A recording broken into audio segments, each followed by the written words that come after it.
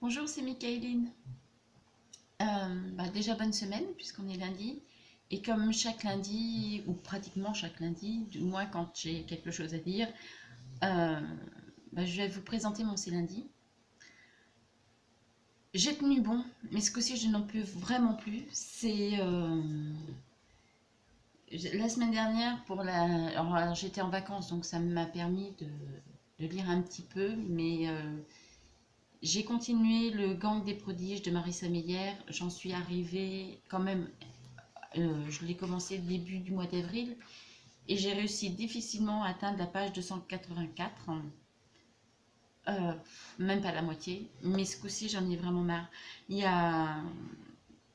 C'est intéressant, il y a des creux, c'est intéressant, c'est long, c'est de nouveau intéressant. Il y a beaucoup de longueur, chose que je n'ai pas ressentie dès le départ, dès que je l'avais commencé. Est-ce que j'ai bien fait de le laisser de côté? Est-ce que j'ai mal fait? Je ne sais pas, mais de toute façon, là, je le repose. Alors, c'est un premier titre, hein. Ça va être encore une saga. Si je ne me trompe pas, ce n'est que le premier tome. Je regarde, mais j'étais tellement persuadée que c'était un premier tome que j'ai pas vérifié avant. Il me semble bien que c'est un premier tome. Donc, si tel est le cas, je le mets de côté en attendant que toute la saga soit finie. Et à ce moment-là, je le reprendrai. Je serai peut-être dans de meilleures conditions pour le lire, mais là, stop. Et pour ce temps, j'adore la plume de Marissa Meyer, j'ai adoré les chroniques lunaires, mais là, je ne peux plus. Donc voilà, c'était pas un coup de gueule, c'est un phénomène étrange. Est-ce que j'en ai un peu marre de la jeunesse? Est-ce que... Je ne sais pas. Donc de toute façon, j'ai besoin de faire une grosse pause déjà avec ce livre et puis au niveau de la littérature jeunesse. Donc j'ai repris un rythme plus classique je vais alterner adulte jeunesse. C'était quelque chose qui me correspondait bien. J'ai peut-être forcé un peu la dose, je ne sais pas. Donc je vais prendre dès ce soir, puisque là j'ai pas vraiment le temps de lire, j'ai encore des choses à faire. Donc c'est pas un service presse, c'est encore une lecture personnelle. C'est un été de rage. Alors pourquoi je glisse, alors que j'ai plein de services presse en retard, pourquoi je glisse une lecture personnelle? C'est qu'il y a le salon du livre de Limoges le week-end prochain, donc je ne vais pas y aller les 3 jours. Je vais y aller juste, je pense, le dimanche parce que le vendredi, je dois m'en aller. Et oui, je suis un véritable courant d'air en ce moment. Je suis souvent partie, c'est l'avantage des blogueurs. On peut travailler tout en étant en week-end ou en vacances. Donc voilà, donc je vais être absente et je veux lire ce livre parce que Corinne Jaglot est à Limoges et que je voudrais lui donner un premier... Alors si je l'ai fini, mais un premier aperçu de ce que j'en ai pensé. Et puis, elle avait d'autres titres à Châteauroux, puisque je l'ai acheté ce week-end à Châteauroux.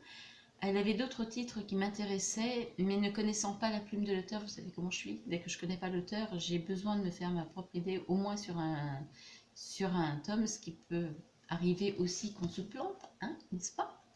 Je rappelle avec celui-là. Donc voilà, donc je vais découvrir celui-là ce soir. Je vais le commencer ce soir, je ne sais pas ce que ça va donner. J'aime beaucoup l'histoire. Je vous lis le synopsis. Paris, mars 1942. Dans la capitale occupée, Eulalie Fontanelle tente de survivre en acceptant de devenir danseuse aux Folies Bergères pour nourrir sa fille Beata. Alors Maguette est avec les noms, hein. Bita, je pense que ça doit même se dire. Elle a l'impression de trahir son mari qui a été envoyé au front.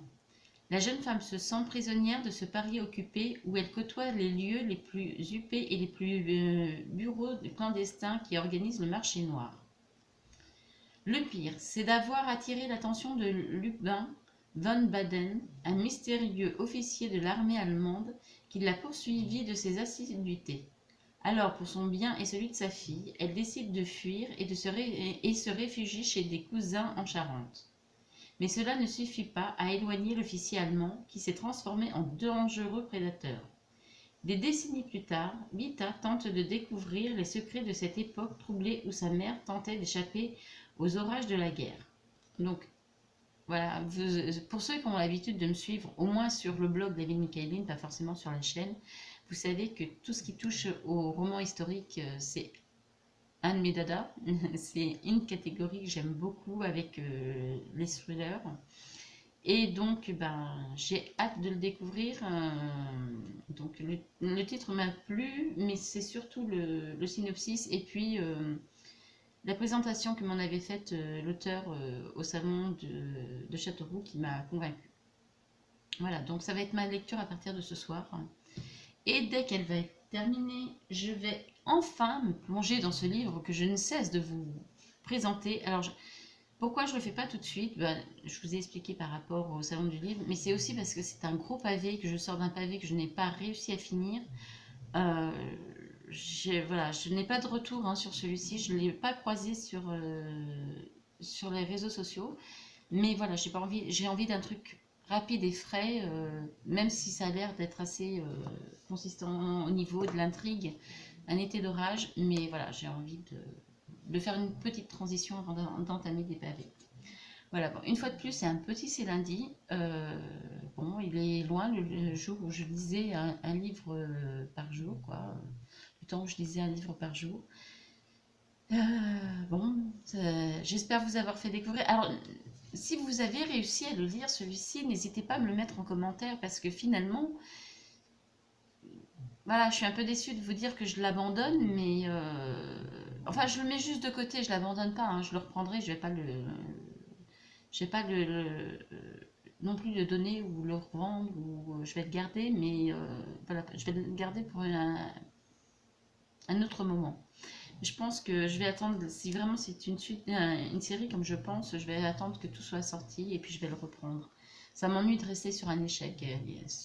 Les livres que j'ai vraiment laissés de côté depuis que je suis lectrice, je sais même pas s'il y en a eu une vingtaine en tout depuis que je suis toute petite. En général, j'insiste toujours sur la fin parce que je me dis je peux avoir une surprise à la fin, on ne sait jamais. Bon, là c'est pas venu. Voilà, je vous dis à la semaine prochaine pour un prochain C'est lundi. En attendant, vous avez toutes mes chroniques qui vont arriver sur le blog, sur la chaîne. Alors, sur la chaîne, vous avez la playlist Les passionnés de littérature qui correspond uniquement à la littérature. Donc, n'hésitez pas à vous abonner à la playlist, à la chaîne, à la petite cloche pour être informé. Je vais notamment chroniquer Moana de Céline Edgar dans la semaine. Donc voilà, n'oubliez pas de vous abonner au blog aussi. Alors, oui, j'ai oublié de vous avertir. Dans les jours qui viennent, la vie de Michaeline va être délocalisée sur WordPress.